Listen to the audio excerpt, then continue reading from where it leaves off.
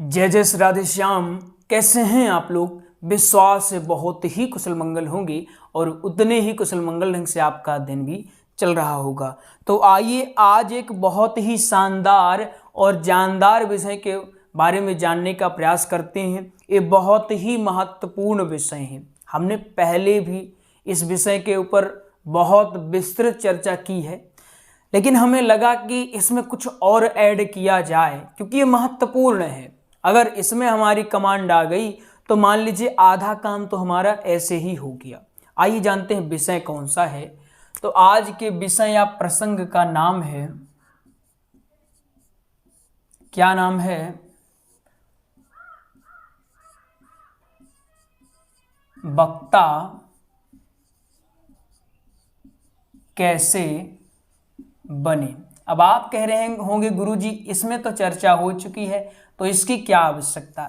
देखिए कुछ टॉपिक ऐसे होते हैं इसमें जितनी चर्चा करते जाएं, जितना कुछ ऐड करते जाएं या जितना इसको दोहराते जाएं उतना ही अच्छा होता है। इसलिए हम इसको आपको फिर से लाए हैं आपके समक्ष, किसको आप फिर से देखें और फिर से आप एनालाइज करिए।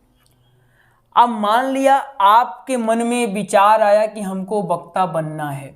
एक विचार आया, पहले तो विचार ही आएगा, किसी को देख कर आएगा या वक्ता की जो स्कोप हैं इसका सोच कर आएगा कि हम वक्ता बने।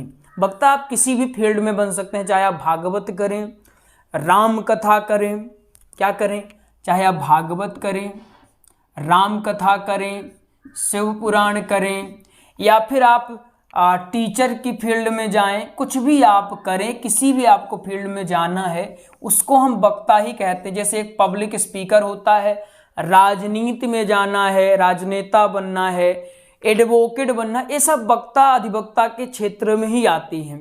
लेकिन मूलतः हम बात यहाँ करेंगे भागवत की, राम कथा, शिव पुराण या जितनी भी धार्मिक कथाएं हैं हम उनकी मूल बातें यहाँ करने वाले हैं।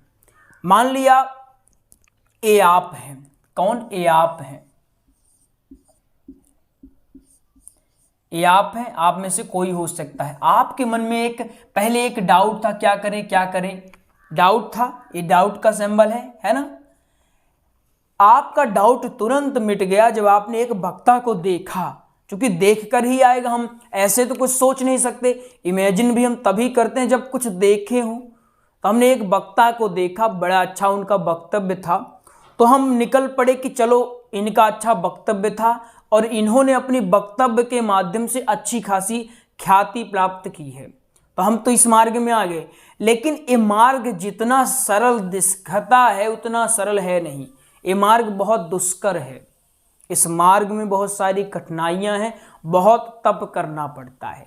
तो आइए जानते हैं कि इस फील्ड में आने से पहले आपको किन किन बातों का ध्यान रखना चाहिए। सबसे पहली बात है और प्रमुख बात यह है कि आप क्यों बनना चाहते हैं वक्ता, क्यों बनना चाहते हैं। ये आपको किसी और से नहीं पूछना, खुद से पूछना है कि आखिर हम वक्ता तो बनना चाहते हैं लेकिन क्यों बनना चाहते हैं। जब तक एक प्रॉपर और लीगल रीजन नहीं होगा तो आप वक्ता कभी नहीं बन पाएंगे। आपने देखा होगा बहुत से लोग आते हैं वक्ता बनने के लिए, 1 साल 2 साल संघर्ष करते हैं, तप करते हैं, लेकिन उनका जो रीजन होता है क्यों बनना है एक क्लियर नहीं होता, उनका विजन जो है क्लियर नहीं होता। इस वजह से वो अति शीघ्र से शीघ्र इस फील्ड से हट जाते हैं और ये हटना स्वाभाविक है, कोई इसमें चौंकने वाली बात नहीं है। आपके साथ भी हो सकता है, किसी और के साथ भी हो सकता है। क्यों होता है कि प्रॉपर रीजन नहीं रहता हमारे पास, है ना। जैसे हम आलस्य किए बैठे रहते हैं, ऐसे कि ठीक है आलस्य हुआ है, लेकिन जैसे ही हमें भूख लगती है, अब भोजन की हमें अति आवश्यकता है तो हम हाथ पैर मारना प्रारंभ कर देते हैं। उससे पहले हम एकदम आलस्य में ठीक हो गया तो ठीक है, नहीं हुआ तो ठीक है, भगवान के भरोसे बैठे। लेकिन अचानक एकाएक भूख बढ़ी तो हम फिर इधर उधर तिलमिलाते हुए घूमते हैं। यही होता है लक्ष्य निर्धारित करना या फिर क्यों बनना चाहते हैं।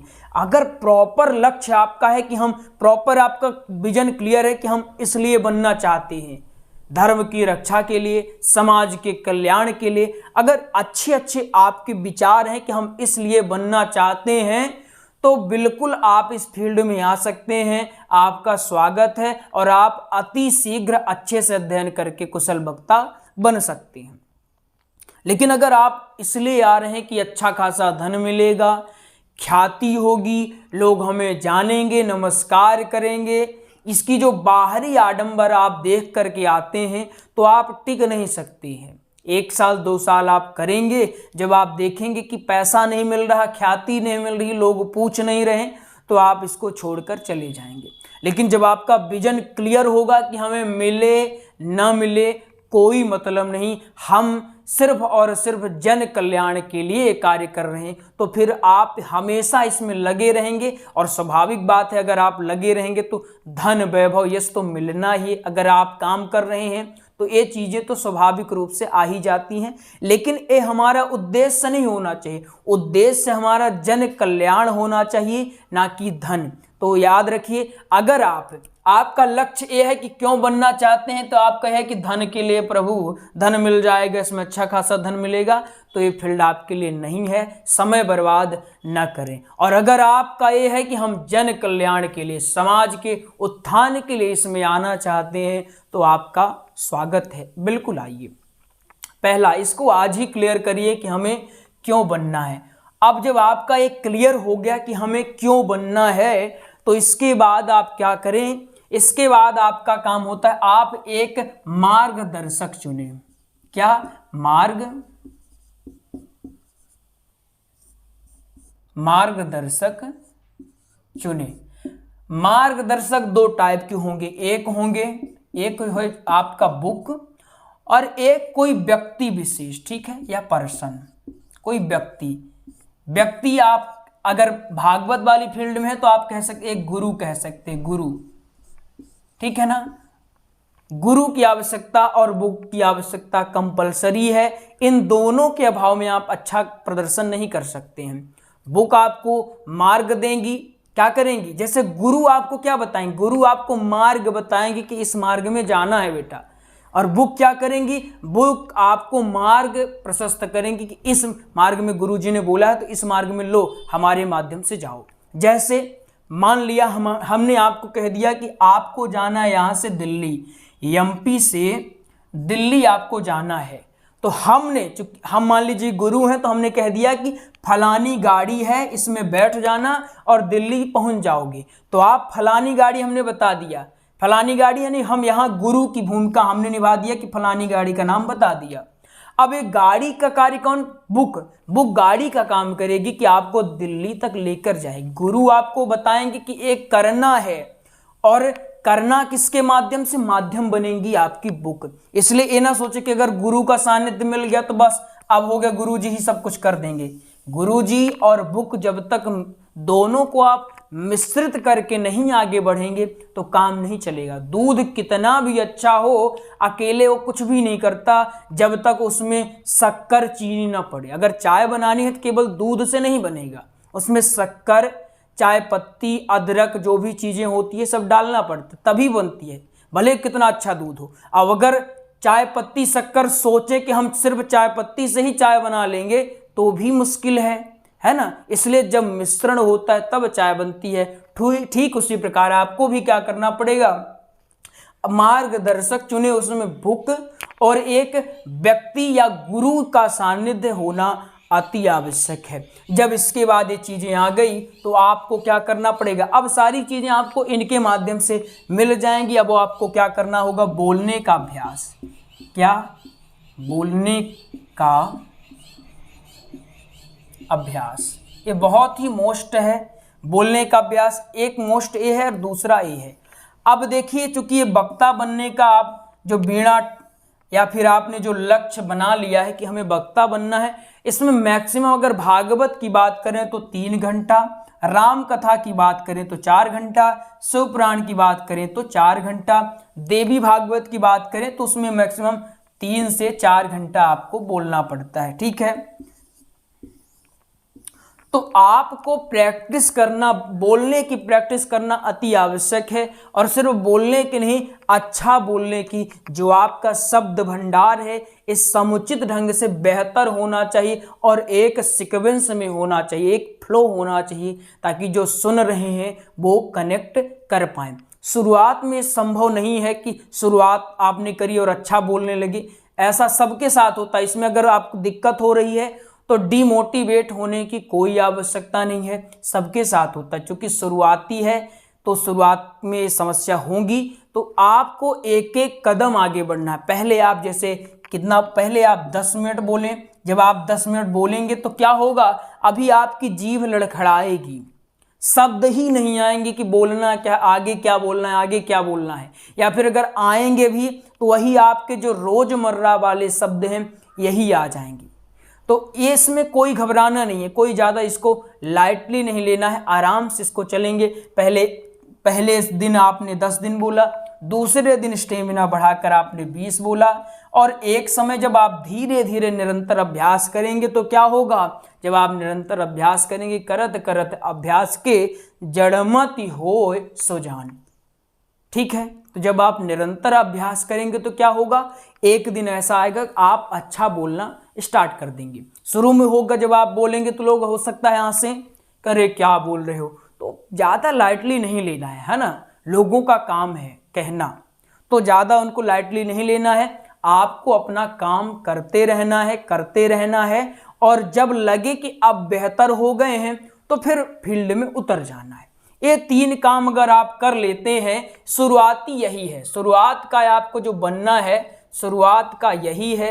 ये 3 काम अगर आप कर लेते हैं तो मान के चलिए, जो इसमें मोस्ट है तो ये है, मोस्ट क्यों बनना चाहते हैं, ये अगर आ गया, हमारा जो एम क्लियर हो गया। मान लीजिए इसको हम एक बार फिर से समझाना चाहते हैं, क्यों, क्योंकि ये मोस्ट है। अब देखिए, मान लीजिए हमको, अभी हमने जो उदाहरण लिया था एमपी से दिल्ली वाला, हमारा विजन क्लियर था, लक्ष्य क्लियर था। इसको थोड़ा समझिएगा, अच्छे समझिएगा, इसको नोट कर लीजिए, फिर समझाते हैं, है ना।